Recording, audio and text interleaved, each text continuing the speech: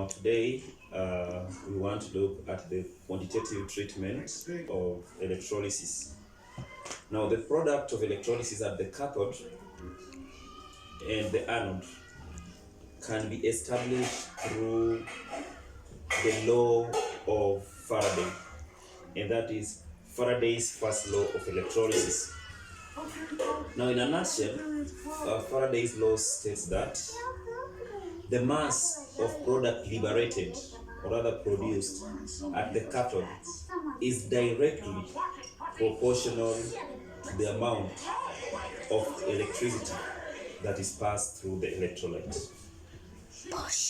Having discussed that, it is important now to relate the quantity of electricity, which is referred to as the coulomb, with the amount of electrons that are discharged at the anode or at the cathode.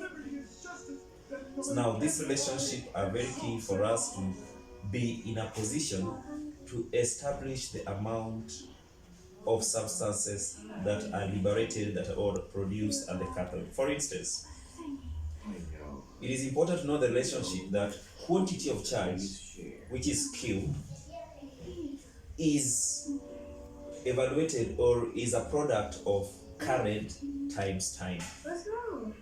Now, to establish the amount of current, the amount of substances that are liberated at the cathode, then we must relate a constant with the amount of charge, that is quantity of electricity, which is referred to as coulomb.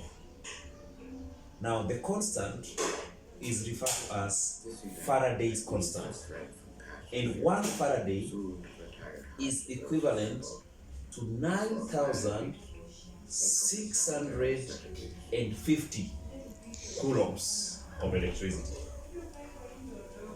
Now, it means that 1 mole of electron, for 1 mole of electron to be discharged at the anode or the cathode, then we need 9,650 coulombs to discharge 1 mole of electron at the anode or the cathode.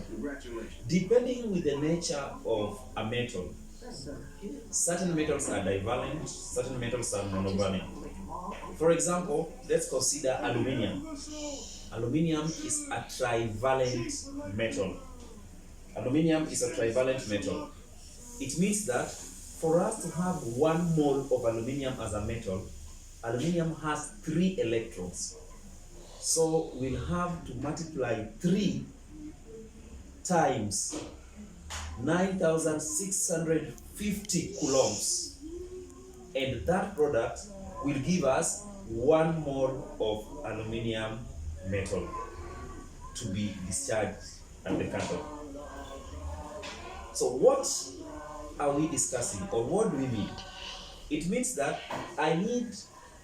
for me to discharge 1 mole of silver at the cathode, I only need 1 mole of electron, which is equivalent to 9,650. Why? Silver is a monovalent metal.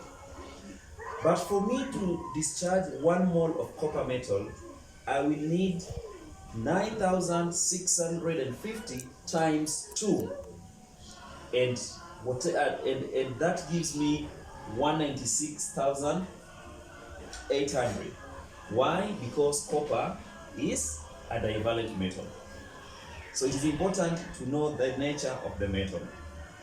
Having said that, then we are in a position now to calculate the amount of substance that are discharged at the cathode or at the anode. Period. Stop.